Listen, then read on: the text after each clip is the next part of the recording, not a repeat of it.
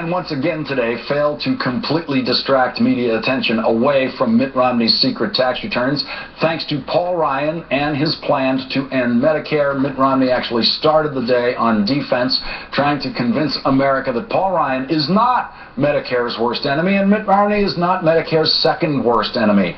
Romney got graphic with the traveling press corps in South Carolina about Medicare.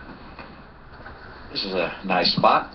I know there's an effort by some people to try and bring as much confusion to the topic of Medicare as possible, but I want to bring as much clarity as possible, so I prepared a small chart here which will describe differences in our respective plans for Medicare. It gives all of the next generation retirees the option of having either standard Medicare, a fee-for-service type government-run Medicare, or a private Medicare plan. They get their choice.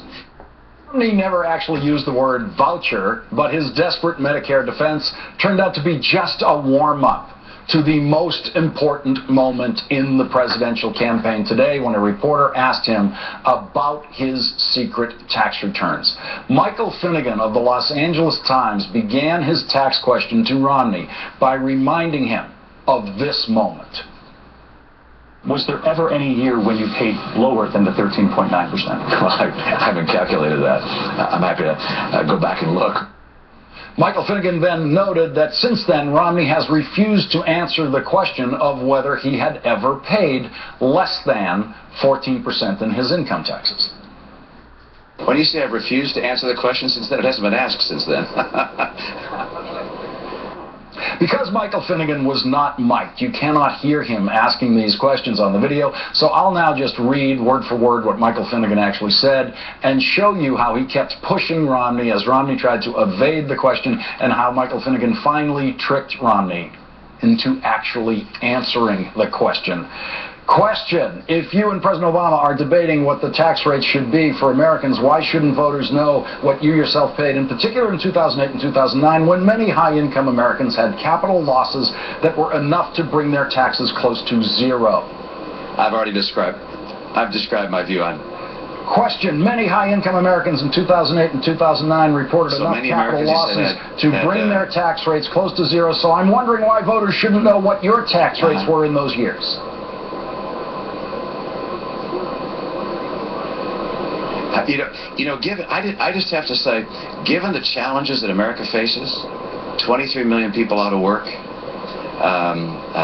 Iran about to become nuclear, 1 out of 6 Americans in poverty, the fascination with taxes I paid I find to be very small-minded compared to the broad issues that we face. But I did go back and look at my taxes, and over the past 10 years, I never paid less than 13%. I think the most recent year is 13.6 or something like that. So I've paid taxes every single year.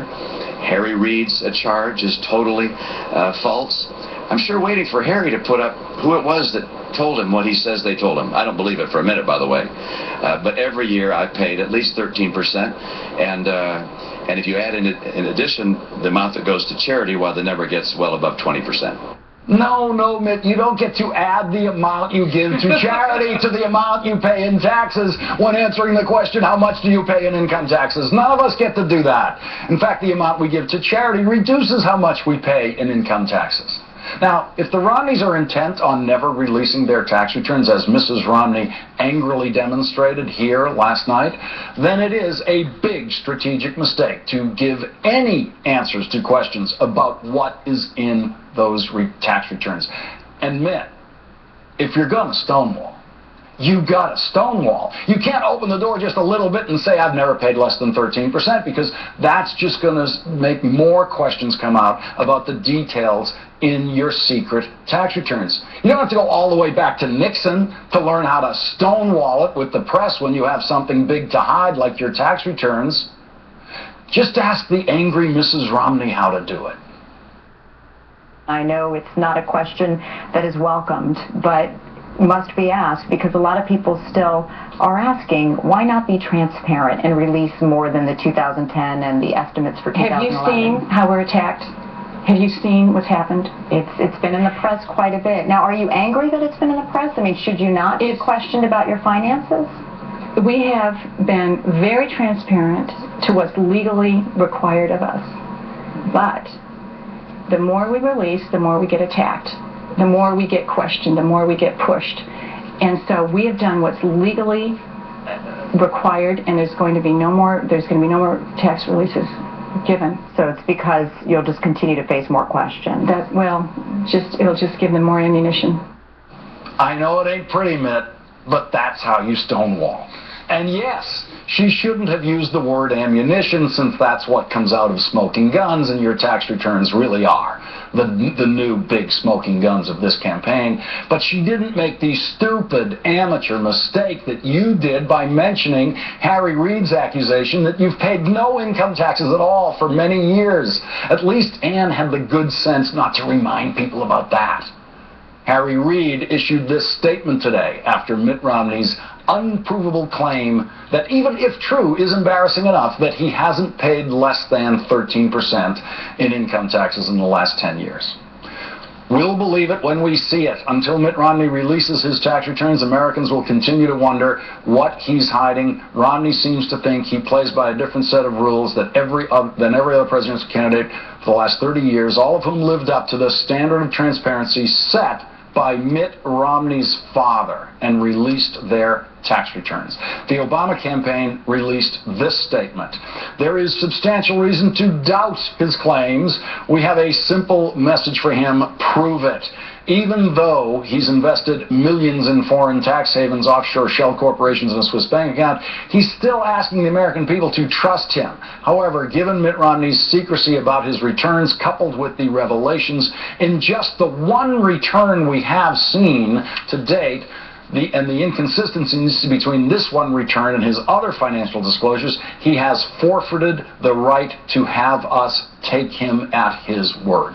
The inconsistencies the Obama campaign is talking about there is that in the one partial, and it's only a partial, Romney tax return that we have seen, that revealed a $100 million trust, 9 overseas holdings, and 12 partnership interests, including the Swiss bank account, that were never reported on any of the other financial disclosure forms that Romney had to submit as a 2-time presidential candidate and as governor of Massachusetts.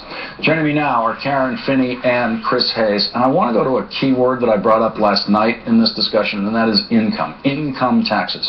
Neither Mr. nor Mrs. Romney ever, Chris, ever used the phrase income taxes when they talk about paying their taxes. So yeah, they paid sales taxes on the Cadillacs. I'm sure they pay a lot of property tax in La Jolla. I'm sure they're paying through the nose on that. They're carefully avoiding that word income taxes. And it jumps out at you every time they say it, that they don't qualify as income taxes, and it leaves them the wiggle room to deny the charge and say we paid, because obviously if you take people who have a lot of money and you start adding in state tax and sales tax, Lord knows how much sales tax you pay, and property taxes, you can start to get that number up higher and higher.